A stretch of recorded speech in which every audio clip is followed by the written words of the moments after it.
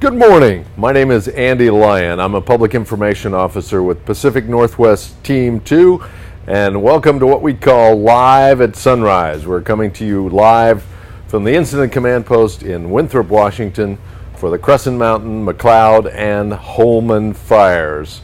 The sun's not quite up yet, but it looks like it's going to be another beautiful day here in Washington. This is our next to last Live at Sunrise Facebook live stream. As we've been telling you all week, we're ramping down our information efforts, so we're going to go away after a few more days, but we've enjoyed bringing you this information. We hope it's been helpful to you. So we've got a new map behind me here, and I'll tell you about that in just a few minutes. And we're going to re-emphasize that you need to know before you want to go into your public lands, because they are still impacted by our fires and many areas remain closed. And we're also going to talk a little bit about fuel wood gathering, because we know that a lot of you need to do that because it is getting cold and you want to get your wood piles up to where they need to be for the winter. So let's begin. We've got our first fire facts over here. Nothing much has changed. We are now down to 411 personnel, and we are dropping because we're getting more good work done. But the fires are not out. Fires are not out. Our folks flew over the Holman Fire up in the wilderness on Monday, saw a little bit of smoke, which is why the PCT remains closed up there. And you don't have to get up very high around here to see smoke over the Crescent Mountain Fire. So there is fire activity, and you may have seen a helicopter with a bucket flying over Crescent Mountain yesterday.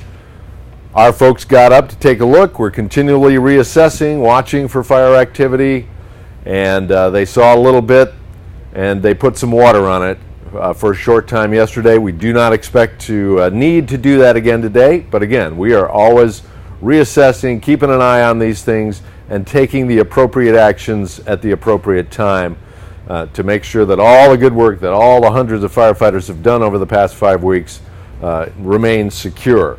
So, the new map we have here, if you saw the stream from our community meeting, or you were one of the 100 or so folks who joined us on Monday night, this is what we are calling our suppression repair map.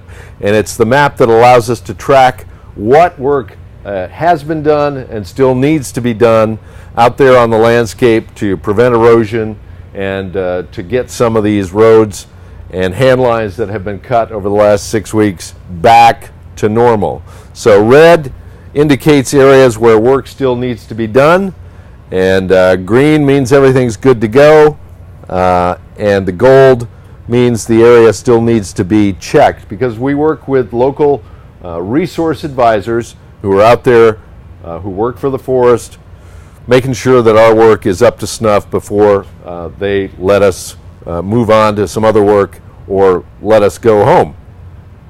So this is the McLeod Fire. We have 3 excavators up there working on these dozer lines, and we have firefighters on the ground assisting them.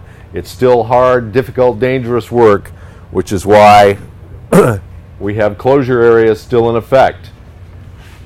Over here on the Crescent Mountain Fire, we have 6 excavators at work, working on some of this steep ground. I know it doesn't look steep on a 2-dimensional map, but trust us, it is steep and difficult work.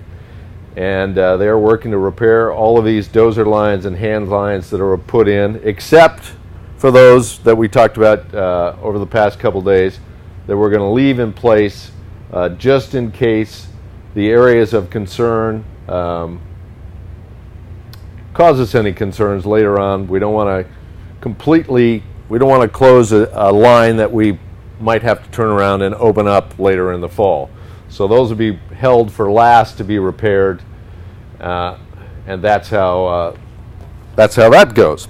I want to touch on the theme of know before you go, because areas do remain closed, but campfire restrictions have been lifted a little bit. Some people are confused. They're like, oh, everything's back to normal, the sky is clear, we can have fires again. areas around the fire are still closed. If you go up the Twist River Road, you're going to hit a roadblock.